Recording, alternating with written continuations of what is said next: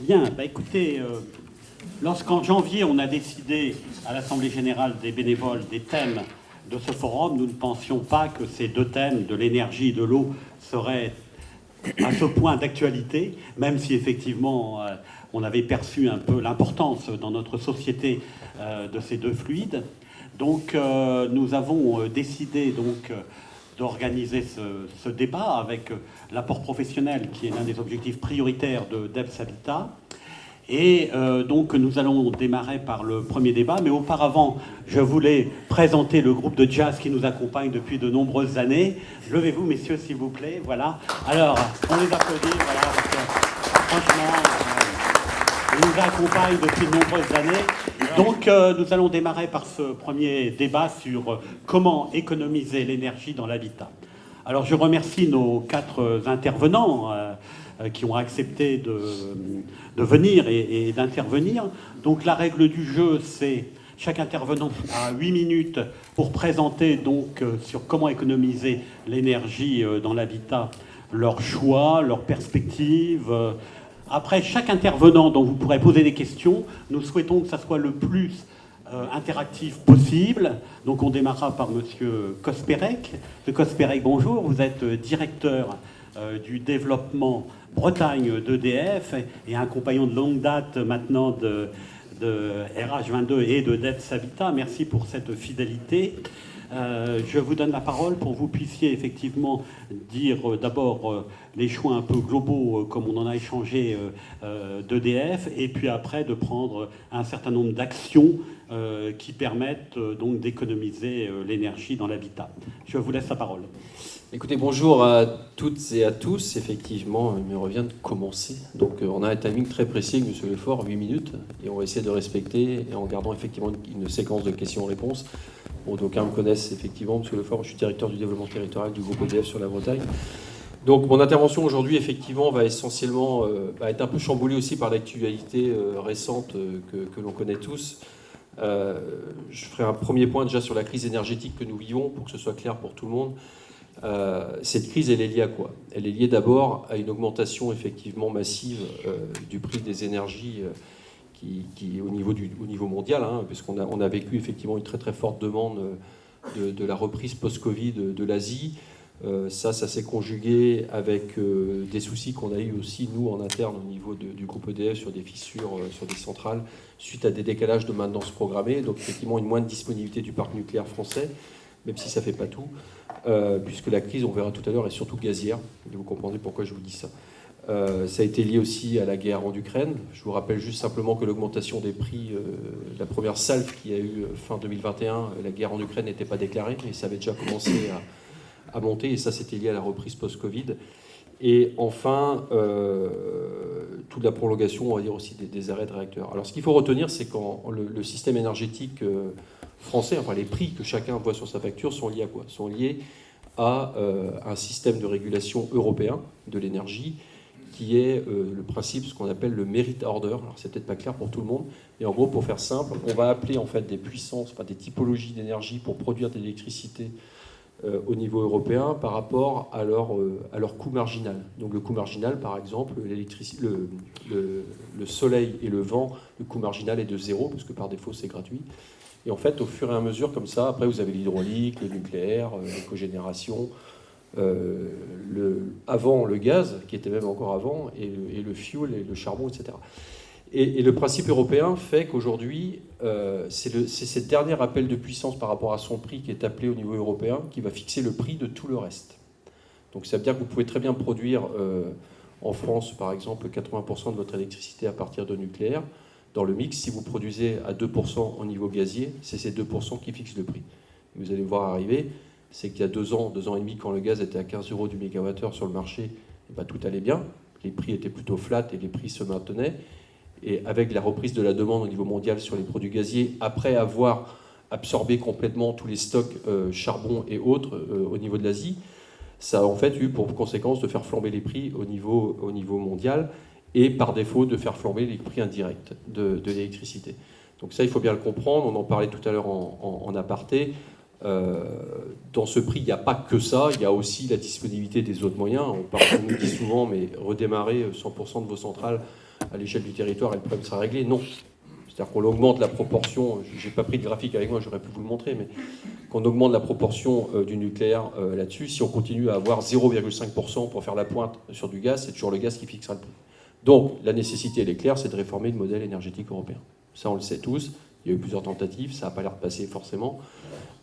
Et la situation, elle est effectivement assez dramatique pour les particuliers, les entreprises, et ça, la presse en fait écho suffisamment. Et je ne vous cache pas qu'on y passe nos jours et nos nuits sur ces sujets. Et en tout cas, vous pouvez compter sur notre forte implication là-dessus. Alors, sans parler des entreprises et du volet économique, on pourra en parler tout à l'heure, on fera un aparté sur les collectivités. Je mets juste mon chronomètre parce que je sens que je vais dépasser. Les conséquences pour les ménages en France, en fait, elle est assez faible en fait, au regard de ce qui se passe en Europe. J'ai un slide plutôt intéressant qui vous met en fait l'évolution des prix français par rapport à l'évolution des prix des différents pays européens. Et aujourd'hui, la France, c'est tout en bas, c'est flat, et vous prenez les autres pays européens, vous avez des prix astronomiques. L'Angleterre, on a beaucoup parlé il y a quelques semaines.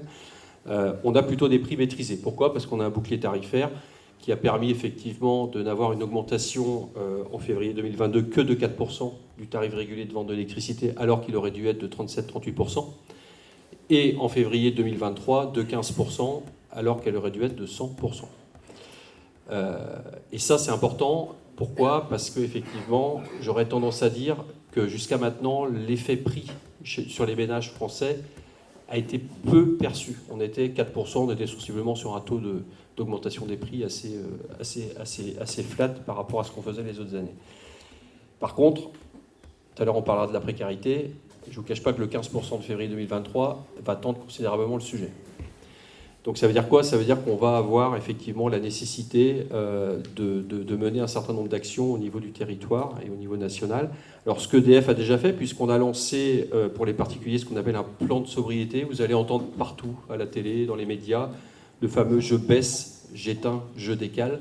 En gros, ça veut dire c'est que baisser ma température, c'est éteindre les veilles, décaler des usages. Bon, le fameux 1 degré égale 7% d'économie d'énergie, celui-là tout le monde l'a à peu près en tête. Donc vous passez de 20 à 19, vous gagnez 7% sur votre conso. Le décalage des usages sur la volet heure creuse, c'est à peu près 3% de baisse de votre facture. Et sur les veilles, c'est 5%. Alors ça, on a tous de trucs en veille, nos appareils en veille, sachez que c'est 5% à peu près. Après, je ne vous passe pas les ampoules LED et autres qui permettent de baisser de 70%, 80% la consommation. Donc ça, on va le mettre en place de façon assez importante et on a commencé déjà à le dérouler à travers la presse et les stratégies de communication du groupe. On a également un nouveau sujet qui revient, que d'aucuns ne connaissent pas tant que ça en fait finalement, c'est le fameux tarif qu'on appelait le bleu, blanc, rouge, c'est l'ex-tempo. Donc ce tarif-là revient. C'est un tarif qui permet effectivement sur 300 jours bleus d'avoir à peu près 30% de baisse sur votre prix d'électricité. À peu près 10% de baisse sur 43 jours blancs. Et par contre, sur les jours rouges, c'est les 22 jours en question, c'est une hausse à peu près de 3 fois le prix de l'énergie.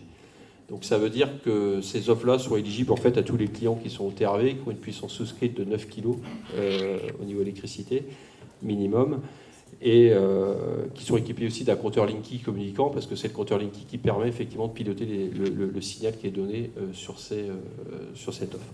Alors, par rapport à ça, on fait la promotion des heures pleines, on fait également la promotion des heures creuses, qui reprennent tout leur sens, même si je sais qu'en fonction des territoires, l'intérêt, entre guillemets, de passer sur un modèle heure pleine ou heure creuse n'est pas toujours forcément très bien vu et compris. Et on développe des solutions de pilotage de consommation via des applications et autres.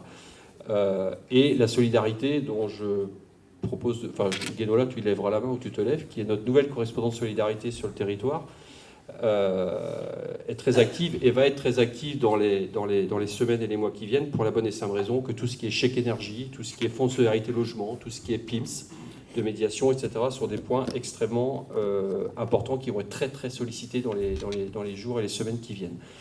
Nous menons également des actions de rénovation sur le logement, et ça on pourra en parler tout à l'heure dans des questions, avec tous les dispositifs C2E que le groupe accompagne, mais également le dispositif MaPrimeRénov', qui est poussé par l'État. J'ai Laurent Gras aussi chez nous, qui est je ne sais pas où, qui s'occupe de ces sujets-là et qui pousse effectivement les solutions de promotion de l'isolation. L'isolation par extérieur, c'est 30% de baisse de consommation. Bon, par contre, c'est un coût, et on le voit que dans la crise qu'on connaît aujourd'hui, les marges de manœuvre des plus précaires sont extrêmement réduites. Et aujourd'hui, ils ont déjà du mal à payer leurs factures, alors leur dire effectivement qu'il faut qu'ils rajoutent effectivement un investissement important là-dessus pour rénover leur logement, ça devient compliqué. D'où l'intérêt aussi des établissements financiers. Je fais une petite parenthèse sur ce que fait aussi la Banque des Territoires au niveau des collectivités. Donc il y a tous ces dispositifs d'aide. Moi, je discutais il y a encore une semaine avec le président d'Arkea, qui est aussi tout à fait motivé pour pousser ce type de sujet, de porter la rénovation. Donc voilà, donc il y a vraiment tous les acteurs sont mobilisés. Vous avez le passage des pompes à chaleur, effectivement, qui vous permettent aussi de diviser par 3 quelque part le montant de votre facture, le changement des ouvertures, le changement et le volet de la rénovation globale aussi qui a du sens, ça donne un effet booster en fait sur le volet financier. Et enfin, également, toutes les solutions de développement d'autoconsommation photovoltaïque, soit en autoconsommation d'électricité ou en production de solaire thermique pour adresser des besoins d'eau chaude. Donc ça, c'est des vrais sujets pour la rénovation des logements chez les particuliers. Je pense qu'aujourd'hui, on devrait tous se poser la question. Il faut y intégrer également du stockage, éventuellement, pour pouvoir effectivement avoir un taux d'autoconsommation le plus important possible. Donc tous ces sujets-là, on nous anime au quotidien. Et enfin, je terminerai mon propos en... Je dépasse mon temps, monsieur Lefort ? J'ai presque fini. Je terminerai mon propos sur l'action au niveau des collectivités, puisqu'il y en a un certain nombre ici présentes. On est bien dans un passage de l'urgence de la décarbonation à l'urgence de la maîtrise de la facture énergétique. Et on a beaucoup parlé de décarbonation. Aujourd'hui, on doit allier les deux. C'est pas parce qu'on baisse, c'est parce qu'on veut maîtriser sa facture d'énergie qu'on ne doit pas en profiter pour décarboner. Ça, c'est un point important. On doit accélérer de façon très très importante le changement de modèle. On voit de plus en plus le développement du produire local pour consommer local. Ça, on est tous convaincus, et c'est un groupe comme EDF qui vous le dit, que ça a du sens. Pourquoi ? Parce qu'on profite de la structuration nationale d'un réseau qui apporte la sécurité, et on profite de la capacité des territoires à produire local pour agir local. Et enfin, il y a toutes les solutions de réseaux de chaleur, de valorisation de chaleur fatale, d'industrie qui peuvent venir alimenter des logements chez les bailleurs sociaux. On est aujourd'hui énormément sollicité par les collectivités pour repousser ces sujets qui peuvent être faits en biomasse ou en valorisation de chaleur en industrie. Donc il y a une vraie ingénierie territoriale à trouver là-dessus. Il y a les Power Purchase Agreements territoriaux, donc je vais produire à l'échelle, je vois M. Ramar qui est là, sur les syndicats d'énergie qui peuvent très bien demain développer des fermes photovoltaïques pour valoriser localement l'énergie, pour l'adresser en fait aux acteurs du territoire. Donc tous ces sujets-là en 8 minutes, vous comprenez bien, parce que j'ai dû faire 15, sont extrêmement... sont notre quotidien. On n'a pas parlé des contrats de rénovation, les contrats de performance énergétique que l'on doit mettre systématiquement en place dans les collectivités pour s'engager sur des économies qui vont permettre de financer via effectivement les modèles d'intracting poussés par la Banque des Territoires, entre autres, vont permettre de financer tout ça. Donc il y a des solutions. La crise, pour terminer, elle est un formidable accélérateur en fait. Il faut essayer de trouver du point positif là-dedans. C'est un formidable accélérateur de la nécessité de changer. Et clairement, je pense que si on arrive à passer le cap que l'on vit actuellement, on a une baisse du prix du gaz aujourd'hui, on est à peu près à 100 € le mégawattheure sur le marché ce matin, on est monté à 300 au mois d'août 2022. On espère que si la fin de la crise ukrainienne se profile, on est tous pendus à nos téléphones, ça va se calmer et qu'on va revenir à des niveaux de prix raisonnables. Et si vous avez des questions, je suis à votre disposition. Merci Frédéric Cosperec. Alors, merci à Vincent Fournier. Vous êtes le directeur territorial de la Banque des Territoires sur les Côtes-d'Armor notamment. Et donc je vous laisse la parole. Alors on va 8 minutes, je sais que c'est un peu court, pour effectivement décrire notamment tout l'aspect financier prêt que la Banque des Territoires déploie pour permettre donc ces économies d'énergie dans l'habitat. À vous la parole. Oui, merci Gérard. Oui, donc moi je vais vous parler surtout du logement social et de son financement, mais je voulais quand même revenir, on a parlé de la crise énergétique, je voulais qu'on se remette bien en tête les enjeux sur la crise climatique. Parce que derrière l'effort qu'on fait, notamment au niveau de la rénovation de tout le parc social, on a bien en tête le contexte très particulier, et au moment de la COP 27, on se le rappelle. Pour rappel, au moment des accords de Paris en 2015, qui étaient très chargés d'espoir et de bonne volonté, à juste titre, hein, on s'était fixé pour objectif de limiter l'augmentation de la température de la planète à plus 2 degrés, avec, si possible, plus 1,5. Les scientifiques avaient fixé ces seuils en disant, au-delà du plus 2 degrés, on rentre dans une zone d'incertitude qui frôle l'ingérable, en fait. Donc voilà, on s'était donné une petite marge en disant, si possible, 1,5, on sera un peu plus tranquille. 7 ans après, on est à 1,1. Et donc les spécialistes nous disent, le 1,5, on oublie, on n'y arrivera pas. Comme disait l'enfant, le 1,5, c'est mort. Donc on essaye de faire le 2. Voilà. Et encore une fois, au-delà du 2, c'est quand même sérieusement compliqué. Alors, c'est pas binaire cette histoire, c'est plutôt graduel, c'est-à-dire que il ne faut pas paniquer, mais tout ce qu'on peut gagner, ça sera moins cher après, ça sera moins pénible après. Alors, tout ce qu'on peut gagner, ça se gagne aujourd'hui d'abord. Ça ne sera pas demain qu'il va falloir faire les efforts, c'est aujourd'hui que ça se joue.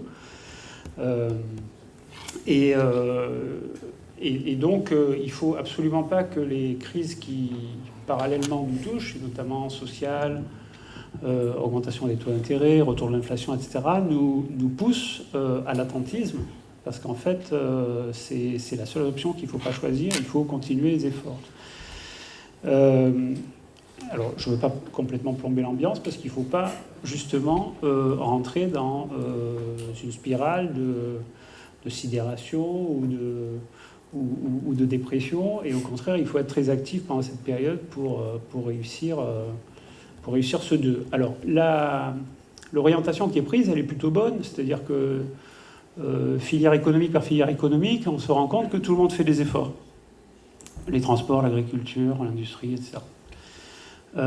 Mais pas assez, ça va pas assez vite.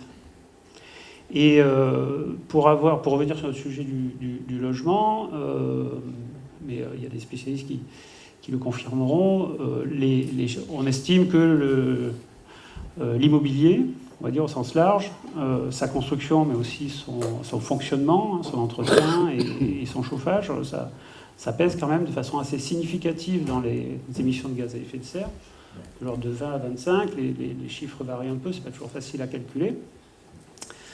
Donc l'effort qu'on doit faire sur le logement, du coup, il a un vrai effet de levier, il a une vraie efficacité. On a quand même une chance, et c'est là que je veux en venir, c'est que dans notre pays, un logement sur 5 est un logement social. Donc c'est une vraie masse critique.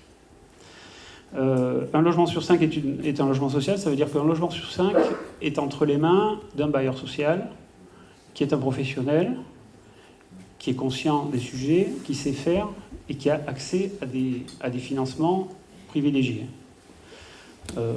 Donc là, petit rappel du fonctionnement du financement du logement social. On a un merveilleux système en France qui s'appelle le Fonds d'épargne, qui date de la fin du XIXe siècle, c'est la loi Siegfried, qui recycle l'épargne populaire des Français, celle des livrets A, des Codévis, voilà, les petits livrets défiscalisés qu'on appelait le livret de la caisse d'épargne à une époque, mais qui est distribué par la plupart des réseaux bancaires aujourd'hui.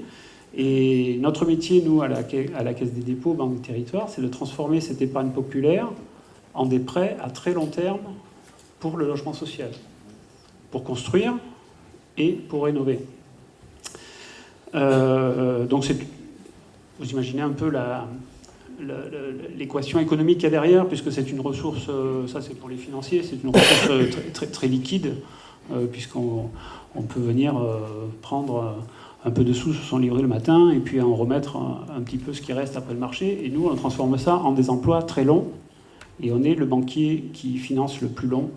On a des produits sur 50, 60 et même aujourd'hui un produit sur 80 ans. Voilà, c'est vraiment... Alors c'est un système qui est vertueux parce qu'il est robuste, parce qu'il est solide, parce qu'il n'est pas soumis aux crises financières. En fait, il est très stable. Voilà, j'insiste un peu parce qu'il faut à la fois bien le connaître et aussi le défendre. Il y a un petit côté militant, parce que c'est un système original, il est unique au monde, voilà, il est performant. Alors, qu'est-ce que ça produit tout ça? Eh bien, d'abord, on s'aperçoit que la chance qu'on a avec ces 1 logement sur 5 appartenant au secteur social, c'est que le secteur du logement social a pris une longueur d'avance dans cette histoire de l'atténuation de la crise climatique. C'est un secteur qui est innovant. Il a toujours été innovant sur la construction. Il est innovant sur les rénovations. La longueur d'avance, elle se mesure. Hein. Quand on a fait les diagnostics de performance énergétique, vous savez, les petites étiquettes A, B, C, D, E, F avec des couleurs, là, au plan national des logements global, privé, public confondu, voilà, pas social, il y avait 17% en 2021, 17% de passoires thermiques, c'est-à-dire les F et G. Pour le logement social, ça n'était que 5%. Donc il y avait vraiment une longueur d'avance qui avait été prise par la filière. Nous, à la Caisse des dépôts, on distribue un prêt qui s'appelle l'éco-prêt. Et on n'a pas attendu la canicule de l'été dernier pour le mettre en place, puisqu'il a 12 ans, ce prêt. C'est un prêt à taux très bonifié, puisqu'il a un coût en dessous de notre ressource, c'est-à-dire que c'est le taux du livret A moins quelque chose. Et ce moins quelque chose est de plus en plus intéressant si l'ambition énergétique est forte. Alors, les bailleurs sociaux qui sont à la salle, peut-être trouvent qu'il y a un côté un peu technocratique et compliqué à nous demander ce prêt, parce qu'on leur demande le bilan énergétique, la performance des travaux qu'ils vont faire, etc. Avec le recul, on se rend compte que ça nous a permis de très bien cibler en fait, les actions prioritaires. C'est-à-dire qu'en faisant ces taux bonifiés et liés à ça, on a particulièrement travaillé en priorité les logements qui le nécessitaient le plus. Résultat, au bout de 12 ans, on a rénové 250 000 logements grâce à l'éco-prêt. 40% des bailleurs y ont fait appel. Le chiffre que je trouve le plus intéressant, c'est que dans chaque logement rénové, on a gagné 63% de gains énergétiques en moyenne par logement. Et ça a économisé 420 000 tonnes de CO2. Voilà, donc on a une longueur d'avance, il faut en profiter, et la crise, qui quand même est un peu conjoncturelle et temporaire, ne doit pas nous faire baisser la garde. Je vais conclure. sur les constructions neuves, mais je l'ai dit rapidement, le logement social est innovant, on le soutient aussi dans ses innovations, à mieux construire, à bien construire et à construire au bon endroit. Et c'est peut-être en guise d'ouverture, un logement, évidemment, il n'est pas isolé, il est dans un quartier, il est dans une ville, il est connecté à des réseaux, il est connecté à des transports, et donc il induit un mode de vie. Et nous, à la Caisse des dépôts, au-delà du financement du logement social, mais au travers de nos investissements et de nos financements, on s'intéresse à toute la chaîne de la transition énergétique, c'est-à-dire la production d'ENR. On est actionnaire et financeur de photovoltaïque, d'éolien. Voilà, on est un peu pionnier et on cherche des solutions dans l'hydrogène. On est financeur aussi de réseaux de chaleur. On est très fan des réseaux de chaleur comme solution intelligente de chauffage. On est financeur des mobilités décarbonées, du numérique, qui a aussi parfois son rôle à jouer, notamment autour des smart cities, de l'aménagement équilibré des territoires, du renouvellement urbain, de l'eau, de l'assainissement. Voilà. Juste en conclusion, moi je veux réinsister sur le fait que finalement la crise actuelle, climatique, énergétique, sociale, etc.,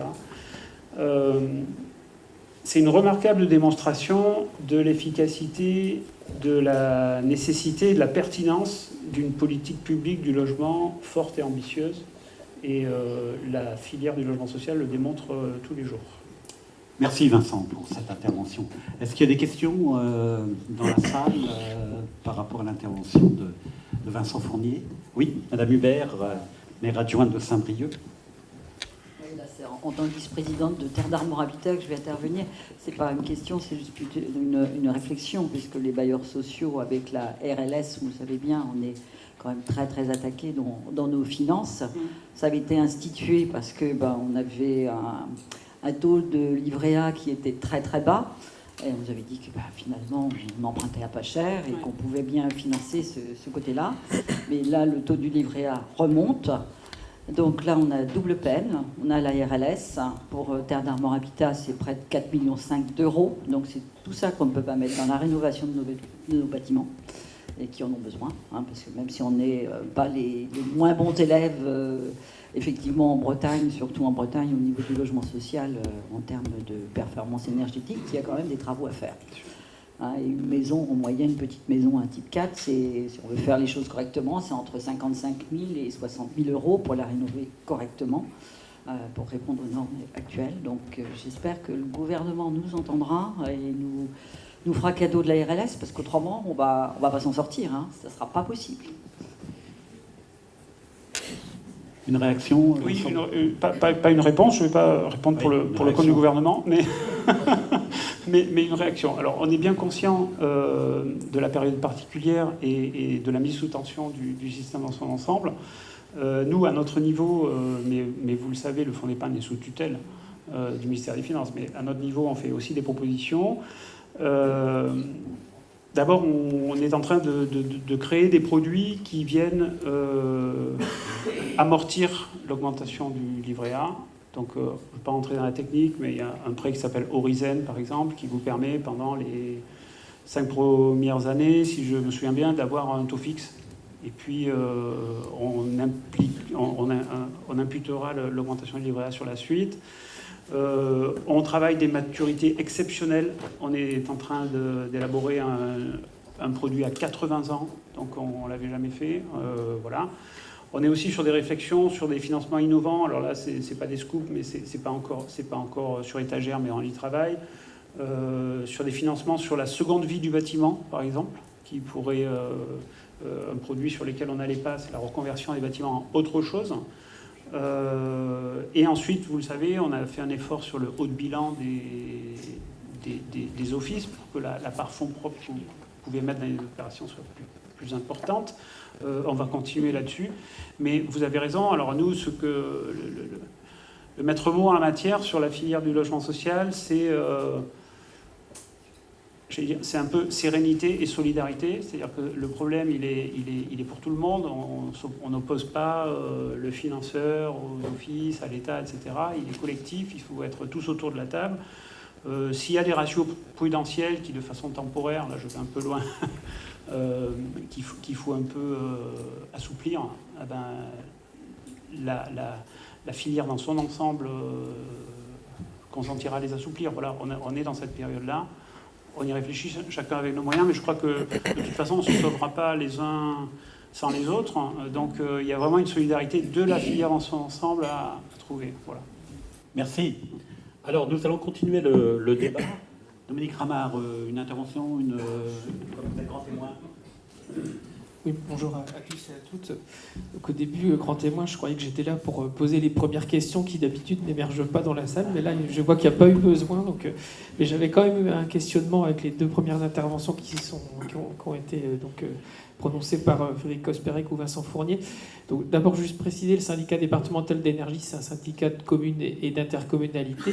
Et dans nos rôles, hormis la gestion des réseaux de distribution d'électricité et de gaz dont on est propriétaire et qu'on confie à Enedis et à GRDF en partie, on a une mission assez récente, c'est celle d'être le porteur d'un groupement d'achat pour les collectivités. Et donc forcément, quand tout à l'heure Frédéric parlait du prix de l'énergie, de l'électricité en particulier ou du gaz, là je regardais, on est encore à plus de 300 € sur l'électricité, un peu plus de 100 € sur le gaz. Donc on est avec des prix, là, compris des proportions énormes. Et donc nous tous, en tant que consommateurs individuels, dans les entreprises et dans les collectivités. On a déjà connu une forte hausse cette année, et pour l'an prochain, on vient nous de finir de cliquer pour les achats pour l'année prochaine. On va se préparer sur la partie vraiment électron à un prix qui va être multiplié par 3. Voilà. Donc c'est du plus 200%. Et donc après le plus 30% de l'an dernier. Et donc on se dit comment on va faire, quoi. Et donc tout à l'heure Frédéric disait accélération. Dans un premier temps, c'est d'abord un choc.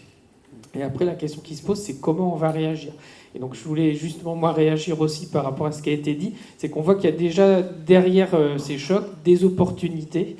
Peut-être que ce qu'on faisait bien, enfin ce qui était déjà pertinent, même avec un prix de l'énergie qui était faible, va l'être d'autant plus là dans un contexte avec une énergie qui va être plus coûteuse. Et donc notamment les économies d'énergie dans le bâtiment ou la production locale. Je pense qu'il faut aussi qu'on se dise qu'on peut produire finalement un électron ou du biogaz pas cher en Bretagne et que finalement c'est peut-être un de nos atouts. Voilà. Et donc la question, pour s'ils veulent réagir, c'est que en gros vous avez dit accélération, opportunité, et donc comment est-ce que vous justement peut-être vous sentez la façon dont justement les acteurs se repositionnent. Moi, ce que je vois, c'est qu'il y a une crispation. Il y a encore un article aujourd'hui sur notamment les acteurs de l'agroalimentaire là, qui ont vu des prix annoncés pour l'an prochain d'être très élevés. Est-ce qu'on va réussir en fait vraiment à aller vers une opportunité et ne pas rester seulement sous le choc? Merci, Dominique Rabat. Qui veut répondre Frédéric Cascadec. On me dit que c'est pour moi. Je vais compléter. Ouais, alors effectivement, c'est un choc et je pense que, alors pour le coup, je serai un peu moins dans le tableau blanc. Je pense qu'on n'a pas encore vu l'onde de choc dans sa totalité et qu'on la verra au premier semestre 2023. Je pense entre autres aux entreprises, aux collectivités dont on n'a pas... Enfin, je ne suis pas rentré en détail, vous avez compris, j'ai tellement de sujets que je les ai balayés, mais ce qui est certain, c'est qu'aujourd'hui, et Dominique Gramard le disait à l'instant, les temps de retour sur investissement des investissements qui sont portés sont en train d'être divisés, pour le coup, par 2 et par 3, puisque par défaut, le temps de retour, c'est pas un financier que je vais apprendre ça, est assez linéaire par rapport au prix comparé de ce que l'on paye. Ce que je sens, moi, c'est qu'il y a une vraie fragilité potentielle de la capacité des entreprises et des collectivités à porter ces investissements et à s'engager sur la durée. Pourquoi ? Parce qu'on a des prix, effectivement, aujourd'hui, qui ont atteint des sommets. Je parlais tout à l'heure du 1000 € du mégawattheure au 31 août 2022. Il est très clair qu'on en a vu la répercussion sur certains prix. C'est juste pas tenable. Les collectivités ne peuvent pas tenir. Moi, j'ai des collectivités qui, aujourd'hui... me disent je ne boucle pas mon budget et si j'engage un budget en déficit, je suis attaquable. Donc qu'est-ce que je fais ? Donc on voit bien qu'on est dans des situations extrêmement tendues. Je ne vous cache pas que les dernières mesures qui vont peut-être être annoncées un jour pour on va dire atténuer ou assouplir les faits, on les attend toujours, parce qu'à part des annonces, on attend toujours les décrets d'application et la loi. Pour l'instant, c'est compliqué pour moi de vous dire quel va être l'impact réel pour les entreprises. Ce qui est certain, c'est quand on fait tourner les modèles, aujourd'hui, je ne vous cache pas que je ne suis pas super optimiste. Et je vais terminer là-dessus, et ça me permettra de passer la parole peut-être à mon collègue de la Banque des Territoires. Par contre, ce qui est certain, c'est qu'aujourd'hui, il y a de l'argent.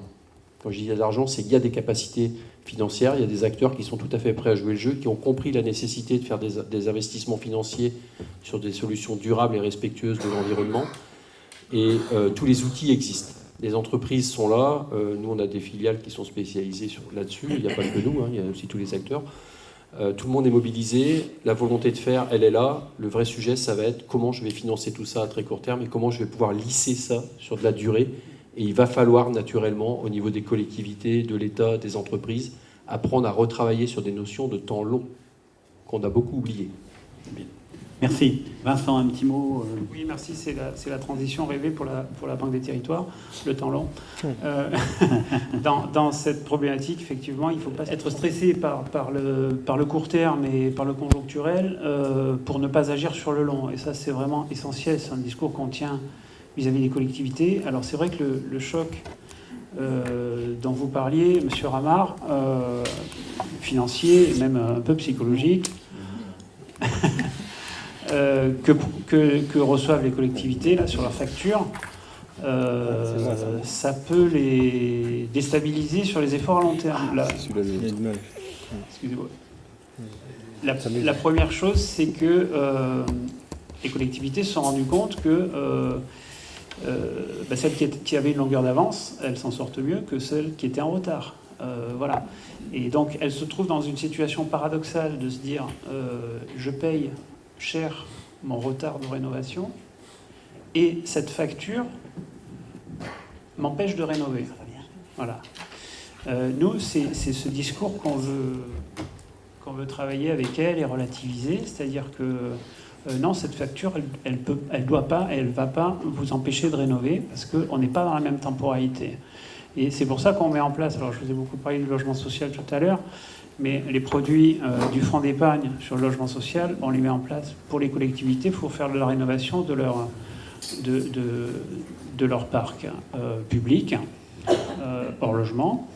Et on a un grand travail de pédagogie à faire au fond sur la temporalité, sur la durée de la dette, hein, des fois même sur la notion de dette, hein, parce qu'on travaille aussi avec des petites communes qui n'ont pas beaucoup l'habitude de s'endetter, avec parfois un raisonnement un peu quasiment père de famille, personnel, hein, voilà, alors qu'une collectivité, elle est là pour le très long terme.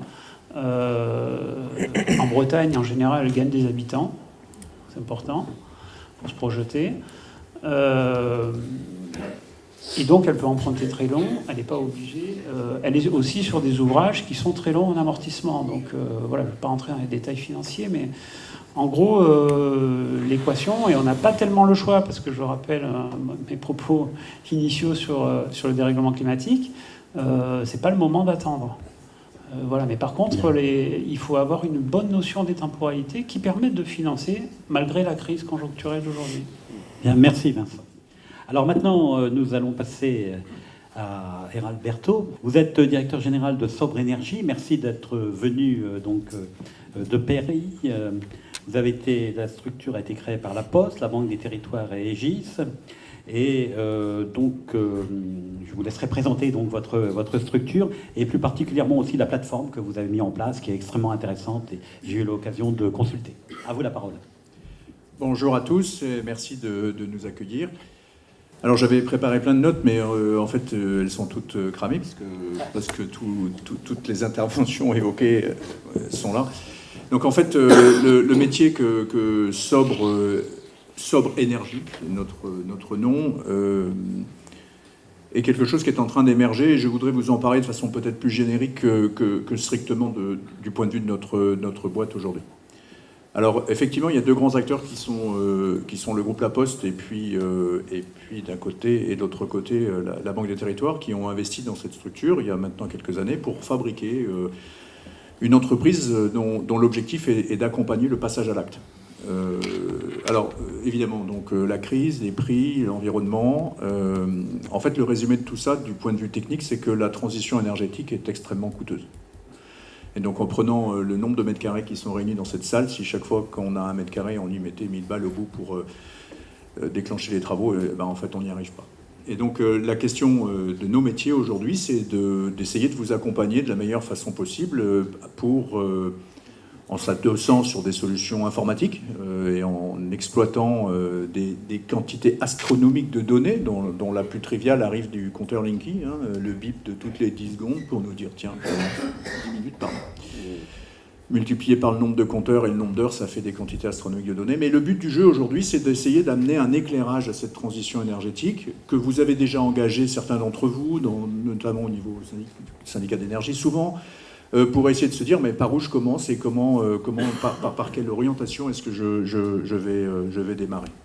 Donc en fait le métier que développent des boîtes comme les nôtres aujourd'hui, c'est d'essayer d'avoir des photographies énergétiques des patrimoines, des parcs. Alors ça concerne le logement bien sûr, mais évidemment tout type de bâtiments dans nos collectivités ou dans les entreprises privées. Et quand on se dit il faut y aller, par où est-ce qu'on attaque ? Et les démarches que nous mettons en place sont de mettre en place des outils informatiques qui rendent ces analyses dynamiques, c'est-à-dire qu'elles mettent en place des scénarios sur lesquels on peut jouer avec des hypothèses pour essayer de se dire comment est-ce que je vais faire fonctionner les choses. Aujourd'hui, l'énergie, c'est un des éléments d'une politique ou d'une stratégie vis-à-vis d'un parc de logement notamment. Autour de ça, et vous avez la problématique du logement elle-même, vous avez la problématique de l'investissement immobilier, de la stratégie, est-ce que vous voulez conserver, développer, rebâtir, etc. Et donc nous amenons une dimension particulière qui consiste à dire combien consomme ce bâtiment pour de vrai. La situation qu'on constate de façon générale dans le monde du logement, c'est que, en fait, souvent vous avez une information qui est très précise, très sophistiquée, et on évoquait tout à l'heure l'avance qui a été prise par le monde du logement depuis de nombreuses années, elle est incontestable. Et en fait, elle a trouvé sa racine notamment dans la problématique de la répartition des charges et choses de ce genre-là, autour duquel, en fait, on sait découper une facture énergétique en petits bouts. C'est déjà beaucoup. La mauvaise nouvelle, entre guillemets, c'est que cette facture, il faut la transformer en petits kilowattheures pour avoir une idée plus précise de la façon dont ça consomme. Et donc, il faut passer de l'unité euro à l'unité kilowatt pour pouvoir mesurer de quoi est-ce qu'il retourne. Donc ça, c'est nos outils. Ils sont là pour consolider ces informations, pour en faire les synthèses dynamiques, pour que vous puissiez savoir où est-ce que ça se passe et par où vous avez envie de commencer. Une fois qu'on a ça, il y a deux grands enjeux. Je regarde l'heure. Ils sont assez triviaux, assez simples. Il y a un enjeu d'investissement. Il n'y a pas de doute, il faut isoler, changer les chaudières, changer les fenêtres. C'est certain, on est dans le long terme. Quoi qu'il en soit, par où est-ce qu'on commence? Et puis il y a un deuxième levier qui est de plus en plus à mettre en avant, qui est celui de l'exploitation. C'est-à-dire, grosso modo, aujourd'hui, vous avez des bâtiments, qu'ils soient collectifs ou individuels, et vous avez peut-être plus la manœuvre quand il s'agit de collectif que d'individuel, de se dire comment est-ce qu'on fait que ça consomme moins. Et là, on est dans une logique du passage à l'acte, parce que les campagnes de pub qui sont faites par mon voisin sont des leviers extraordinaires. Moi, je pense que le flagship RTE à chaque bulletin météo désormais à la télé, je pense que c'est une des idées les moins chères qu'on a pu avoir pour baisser la facture énergétique, parce que ça pousse les gens à passer à l'acte et il faut continuer à le faire. Mais fondamentalement, ce qu'on a besoin, c'est d'aller dans l'action. Et donc nos outils, aujourd'hui, ils permettent de mesurer plus. On a décidé de fermer des portes, on a décidé de mettre des pulls, on a décidé de baisser les températures, mais est-ce qu'on le fait vraiment? Et là, il s'agit non pas de faire un inventaire de plans d'action que chacun d'entre vous ici avait déjà inventorié. On peut prendre tous les bâtiments de France, je continue à regarder l'heure, il me reste 3 minutes. Pardon de la trivialité de ce que je vais dire, mais améliorer le chauffage, fermer les fenêtres, chauffer moins, quel que soit le bâtiment qu'on va prendre, c'est toujours les mêmes tâches finalement qu'on va rencontrer. L'histoire, c'est de l'accompagner le passage à l'acte. Et c'est le management en fait des équipes techniques, des acteurs dans les bâtiments qui vont pouvoir venir prendre conscience du fait qu'ils ont bien appuyé sur le bouton du thermostat et que ça a vraiment eu du sens. Donc c'est à ça que servent ces outils. Ce sont des démarches un peu long terme.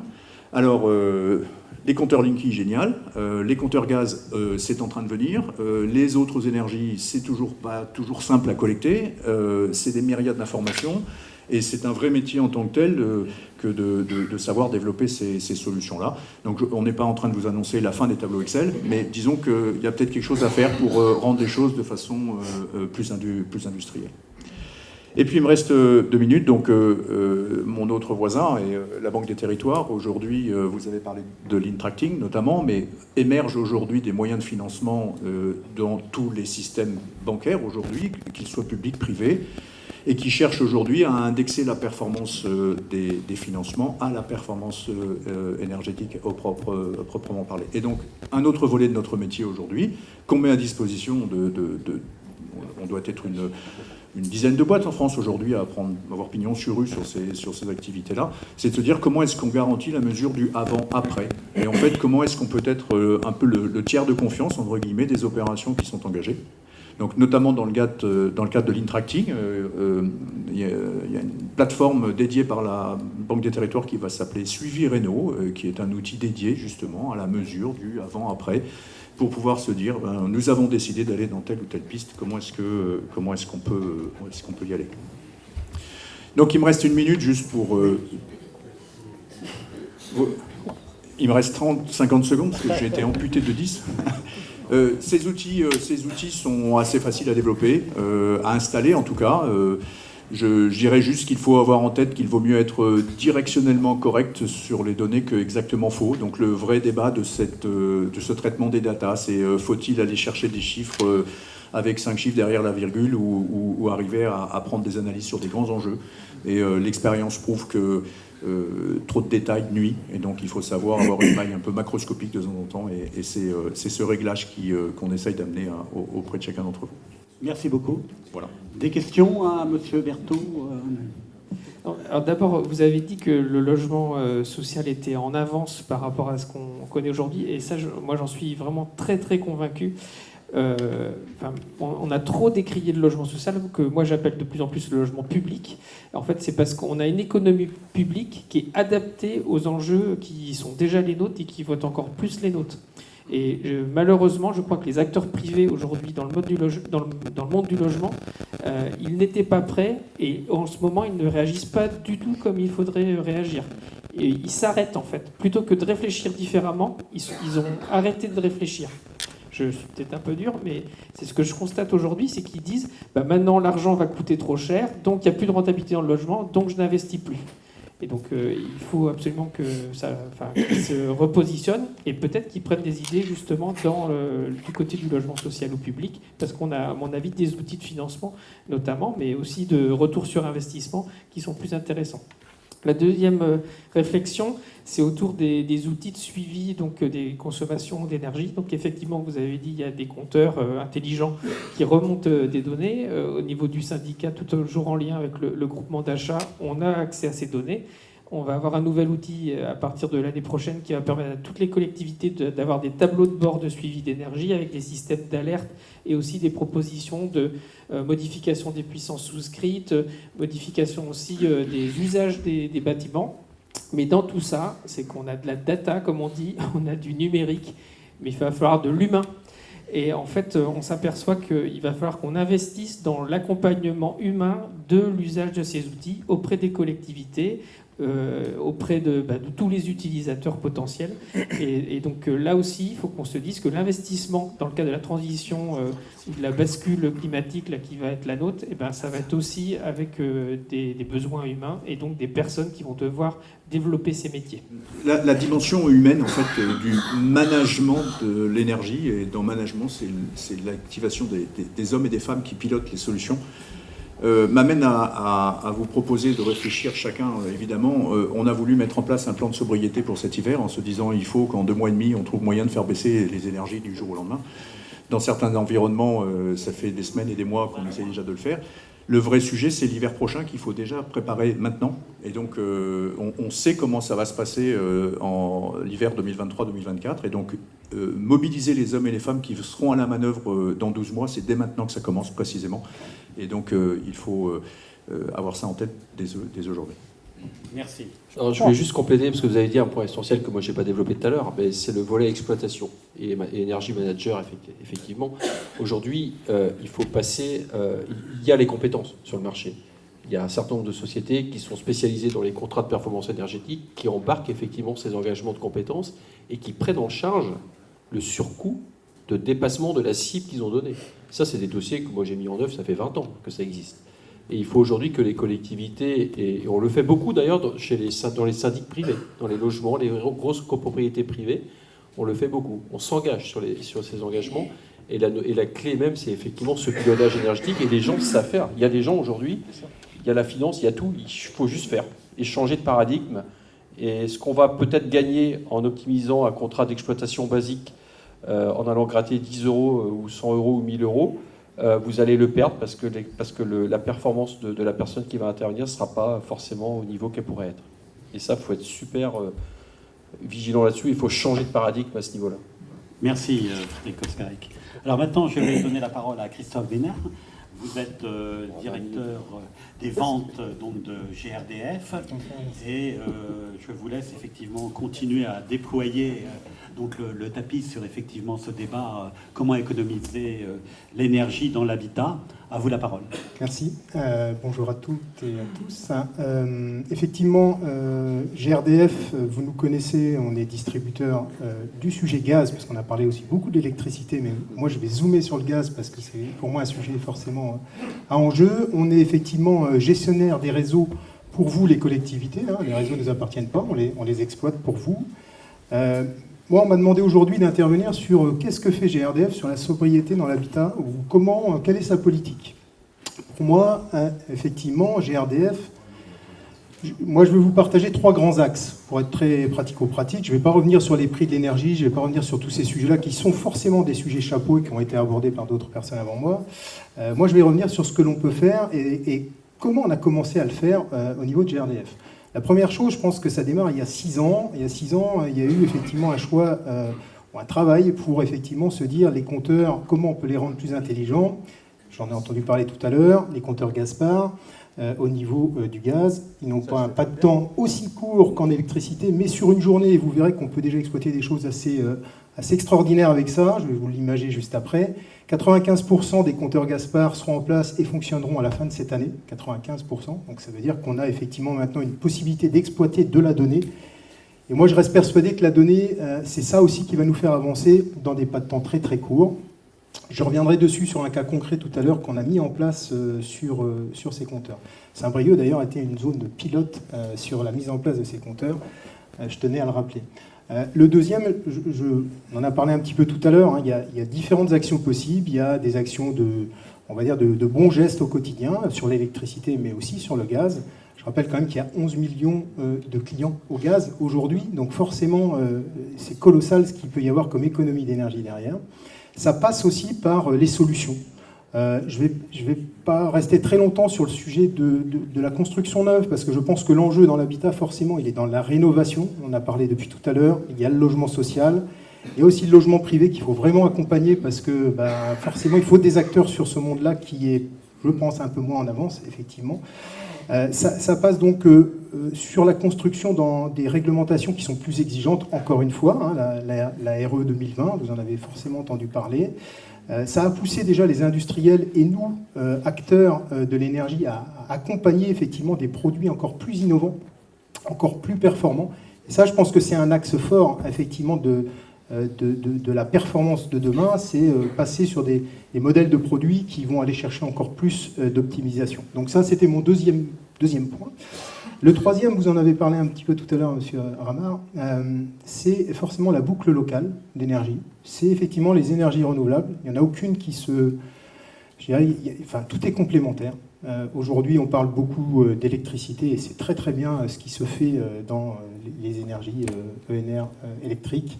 En gaz, il y a effectivement un tissu local qui s'est fortement développé aussi dans les Côtes-d'Armor. Il y a 8 unités de méthanisation qui sont en fonctionnement. Il y en a 16 dans les tuyaux, sauf peut-être si je ne suis pas exactement, il en manque peut-être une. Oui, c'est ça, 9 alors. Ça veut dire quoi quand on dit ça? Ça veut dire que en travaillant cette boucle-là, c'est pas GRDF, nous on n'est pas porteur de projet, on va distribuer du gaz. Ce gaz qui est produit localement, il est vert, il est mélangé avec le gaz qui est moins vert. Mais plus on va intensifier ça, plus d'une part on va impliquer des acteurs locaux, plus en plus on va le produire localement, ça va donner aussi du souffle à certains agriculteurs aussi, il faut savoir le dire. Moi, franchement, je trouve ça très très bien. Et au-delà de ça, ça veut dire aussi qu'en faisant cette action-là, il n'y a pas forcément besoin de changer des produits chez les gens, puisque le côté environnemental vient naturellement en fait dans les tuyaux. Et ça, je pense que c'est aussi un atout pour que demain, il y ait moins d'émissions aussi de CO2. C'est aussi un axe, à mon avis, qu'il faut fixer là-dedans. Pour imager effectivement un point que l'on a entendu déjà tout à l'heure, parce qu'on est tous acteurs auprès des clients finaux, EDF, des acteurs divers et variés, pour faire en sorte qu'on développe l'économie d'énergie.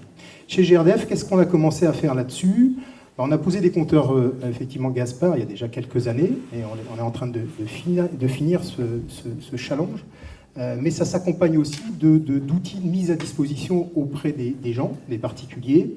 On voit aujourd'hui que ces outils-là, ils existent déjà depuis un bon moment. Bon, comment ils sont utilisés. Et ça, effectivement, aujourd'hui, on voit bien que l'utilisation, ça s'accompagne. Et comment ça s'accompagne? Ça s'accompagne en, effectivement, prenant contact avec les clients. Qu'est-ce qu'on fait chez GRDF? On est en train d'expérimenter.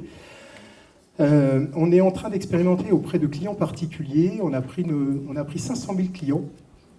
500 000 clients à la Maille France, je ne parle pas forcément localement. 500 000 clients sur lesquels on a ressorti 500 000 clients où, avec les compteurs Gaspard, on a comparé leur maison avec la surface, les années, à leur consommation. Et ces 500 000 clients ont 30% de plus de consommation que les autres. Bon, on s'est dit, effectivement, il faut faire quelque chose. Donc on s'est dit, forcément, notre action, c'est quoi? C'est déjà d'écrire à ces gens-là et puis de leur proposer de nous contacter pour partager de ce sujet-là. Et puis, on a aussi mis en place, effectivement, des gens au sein de chez nous qui les appellent pour justement avoir une démarche proactive, parce que je pense qu'il n'y a que comme ça que ça fonctionnera, pour partager de leur situation et de voir pourquoi plus 30%.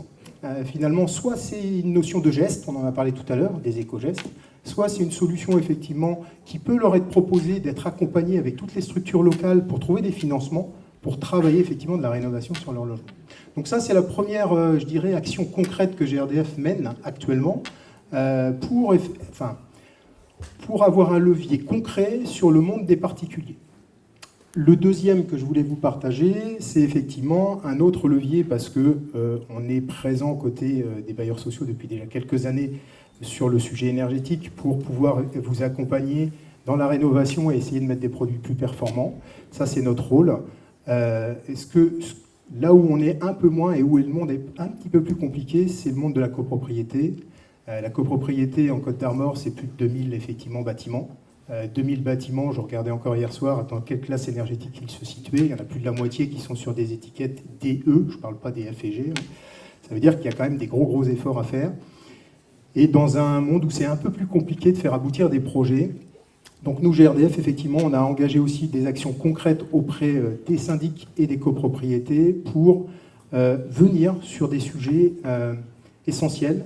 Il faut comprendre que dans les copropriétés, globalement, il y a 50% des copropriétés qui sont sur l'énergie gaz et il y en a 80% qui sont sur des chaudières individuelles dans les logements. Donc si on veut effectivement rendre des bâtiments plus performants, il va falloir forcément travailler l'enveloppe de ces bâtiments, c'est essentiel, on est bien d'accord. Mais par contre, sur la partie chaudière, simplement sur des chaudières, en changeant des chaudières et en mettant des chaudières plus performantes, forcément on va gagner en efficacité énergétique. Pour ça, il y a des choses au niveau des conduits d'évacuation qu'il faut travailler. Et là, GRDF, effectivement, aide, techniquement parlant, mais aussi financièrement, pour accompagner ces syndics de copropriété. Et ça vient aussi d'être lancé. Donc on a vraiment deux actions concrètes qu'on a mises en place, avec nos moyens, puisqu'on n'est pas fournisseur d'énergie, on est distributeur, donc on ne doit pas prendre le rôle des autres, on est bien d'accord. Mais par contre, avec cet outil, qui est le compteur communicant, aujourd'hui, on voit des choses vraiment performantes. Je finirai juste, parce que je vois que vous venez vers moi assez rapidement. On a aussi mené, là je change de sujet, parce que je vois tout à l'heure qu'on a parlé aussi des bâtiments publics, etc. On a mené aussi une expérimentation, alors c'est pas sur le territoire des Côtes d'Armor, mais c'est sur le secteur, effectivement, des Pays de la Loire, pour regarder plus précisément comment les écoles consommaient, notamment sur les périodes de week-end et les périodes de vacances scolaires. Et je vous avoue que c'est très très intéressant de faire ce travail-là, parce qu'avec les compteurs, on voit des choses au pas de temps de la journée qui permettent de se dire qu'il y a quand même des grosses marges de manœuvre, de régulation des installations pour faire baisser effectivement des factures de 15-20%, sans forcément aller chercher autre chose que ça. Et là, déjà, en faisant ça, je pense qu'on a vraiment des gains. Et donc, on a des outils aujourd'hui qui, concrètement, enfin voilà, je vous le montre aujourd'hui, peuvent permettre de gagner et effectivement d'essayer de faire qu'on soit assez fort sur la sobriété. Charline Aster, je suis la directrice de l'Agence locale de l'énergie et du climat du Pays de Saint-Brieuc. J'ai pas pris la parole à chaque fois, mais j'ai un peu un global de remarques à faire, si vous me le permettez. Je vais essayer d'être rapide. Déjà, je voudrais rappeler que l'essentiel des logements sont dans le parc privé. Et aujourd'hui, il y a du travail à faire dans le parc social, mais on sait que les bailleurs sont dessus et font de leur mieux avec les moyens qu'ils ont. Mais en fait, le sujet, il est dans le parc privé. Il est dans les logements de propriétaires occupants et de propriétaires bailleurs. Et beaucoup des solutions là, de data, etc., je vous garantis qu'on ne fera pas de la rénovation dans le parc privé avec plein de data. on fera de la rénovation dans le parc privé avec de l'humain, avec des gens qui sont au contact, qui vont rencontrer les habitants, les propriétaires, et qui vont travailler des solutions avec eux qui seront les plus optimums.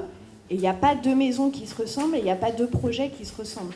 Il ne faut pas croire que parce qu'on a plein de solutions globales, on va réussir à avoir de la performance dans chaque logement. En fait, c'est un peu...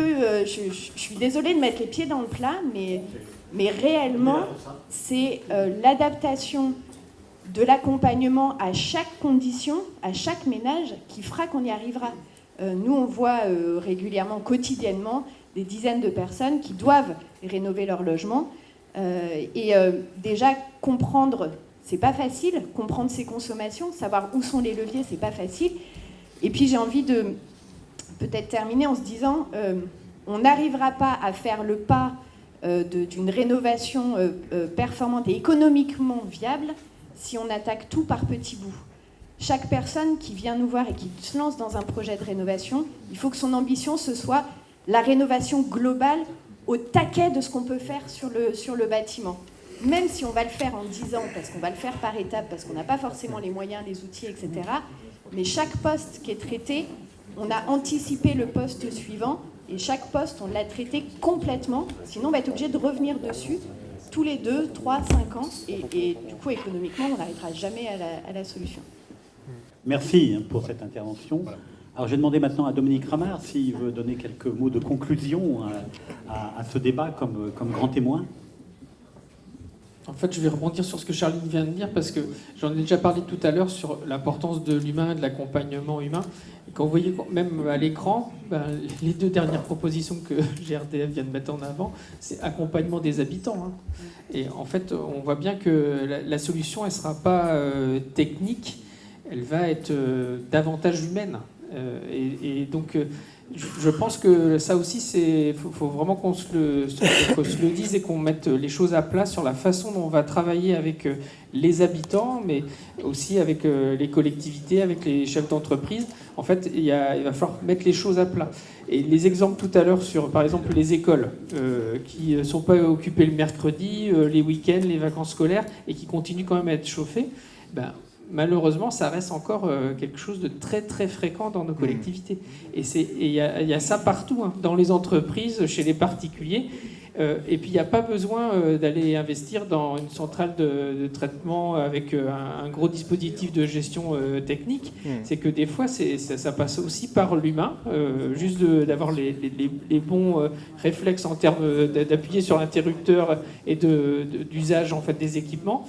Et puis après, il y a des petits dispositifs très simples qui ne coûtent pas cher. Moi, dans ma commune, on a mis des boutons poussoirs pour le chauffage avec une minuterie. Ça coûte 50 € et on fait l'économie en l'espace d'un mois. Sinon, après l'usage des associations et autres, ça restait allumé pendant des plombes. Et en fait, voilà, c'était la commune qui payait la facture. Et pareil pour juste des dispositifs de gestion avec une petite programmation sur une chaudière. Et en fait, ça coûte vraiment pas cher, ça coûte moins cher que de remplacer de la chaudière, et en fait tout de suite on a des économies. Donc ça aussi, il faut qu'on se dise retour au bon sens pour un certain nombre de choses. Après, bien sûr, on va reprendre un petit peu de hauteur après ces gestions au quotidien. Dans tout ce qui a été dit là ce matin, c'est que on est en train de changer de monde sur la question énergétique. Donc forcément, on est un peu perturbé.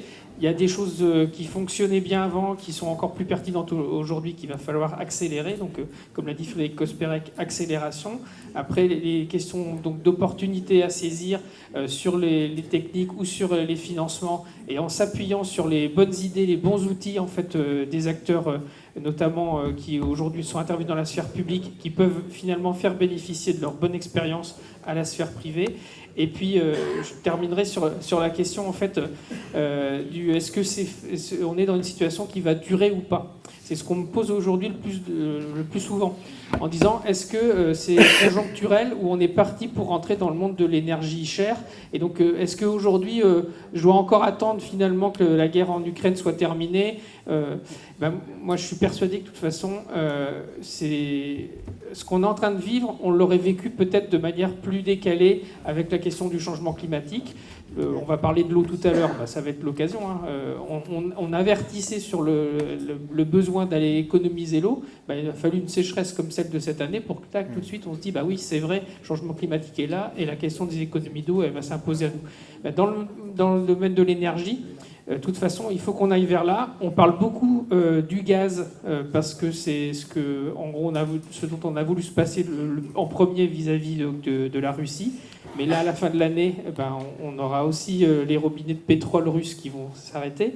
Ailleurs dans le monde, il y a d'autres conflits. Donc les tensions autour de l'énergie, elles vont être énormes à l'échelle mondiale. Et donc il faut qu'on se prépare à être véritablement indépendant sur le plan énergétique. Donc il faut qu'on sorte du pétrole, il faut qu'on sorte du gaz, et il faut qu'on bascule vers la production d'énergie locale.